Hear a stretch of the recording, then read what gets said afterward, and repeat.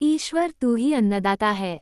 किशन और गोपाल। किसी राज्य में एक प्रतापी राज्य हुआ करता था।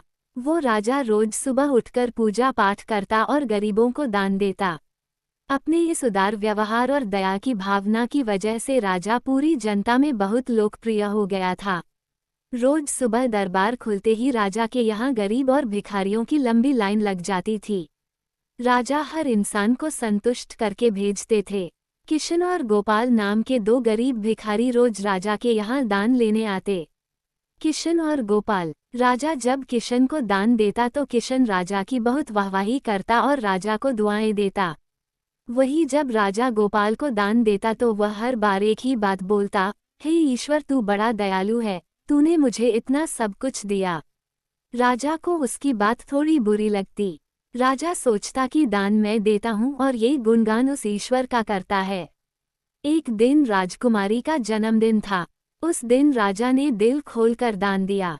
जब किशन और गोपाल का नंबर आया तो राजा ने पहले किशन को दान दिया और किशन राजा के गुणगान करने लगा, लेकिन राजा ने जैसे ही गोपाल को दान दिया वो हाथ ऊपर उठा के बोला, हे ईश्वर तू ही अन्नदाता है, आज तूने मुझे इतना दिया, इसके लिए प्रभु तुझे धन्यवाद देता हूँ।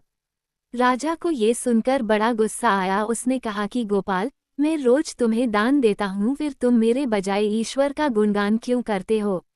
गोपाल बोला, राजन देने वाला तो ऊपर बैठा है, वही सबका अन्नदाता है, आपका भी और मेरा भी। ये कहकर गोपाल वहां से चला गया। अब राजा ने गोपाल को सबक सिखाने की सोची। अगले दिन जब किशन और गोपाल का नंबर आया तो राजा ने किशन को दान दिया और कहा, किशन मुझे गोपाल से कुछ बात करनी है, इसलिए तुम जाओ और गोपाल को यहीं छोड़ जाओ। और हाँ, आज तुम अपने पुराने रास्ते से मत जाना, आज तुमको राजमहल के किनारे से जाना है जहाँ से सिर्फ मैं गुजरता हूँ। किशन खुशी खुशी दान लेकर चला गया। राजमहल के किनारे का रास्ता बड़ा ही शानदार और खुशबू भरा था।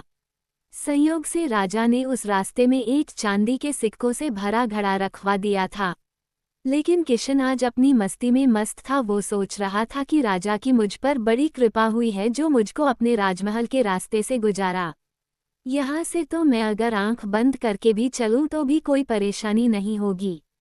यही सोचकर किशन आंखें बंद करके रास्ते से गुजर गया, लेकिन उसकी नज़र चांदी के सिक्कों से भरे घड़े पर नहीं पड़ी। थोड़ी देर बाद राजा ने गोपाल से कहा कि अब तुम जाओ, क्योंकि किशन अब जा चुका होगा, लेकिन तुमको भी उसी रास्ते से जाना है जिससे किशन गया है।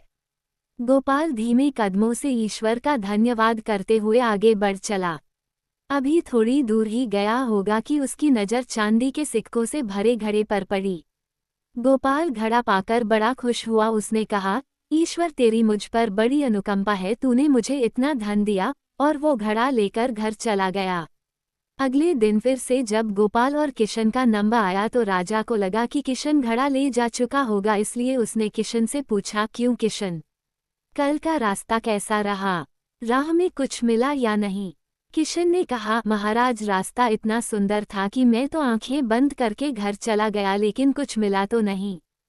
फिर राजा ने गोपाल से पूछा तो उसने बताया कि राजा कल मुझे चांदी के सिक्कों से भरा एक घड़ा मिला, ईश्वर ने मुझ पे बड़ी कृपा की।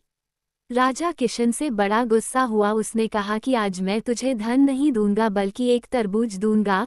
किशन बेचारा परेशान तो था, लेकिन कहता भी तो क्या, चुपचाप तरबूज लेकर चल पड़ा। उधर राजा ने गोपाल को रोजाना की तरह कुछ धन दान में दिया। किशन ने सोचा कि इस तरबूज का मैं क्या करूंगा, और यही सोचकर वो अपना तरबूज एक फल वाले को बेच गया। अब जब गोपाल रास्ते से गुजारा उसने सोचा कि घर कुछ खाने को तो है नहीं, क्यों ना बच्चों के लिए एक तरबूज ले लिया जाए। तो गोपाल फल बेचने वाले से वही तरबूज खरीद लाया जिसे किशन बेच गया था।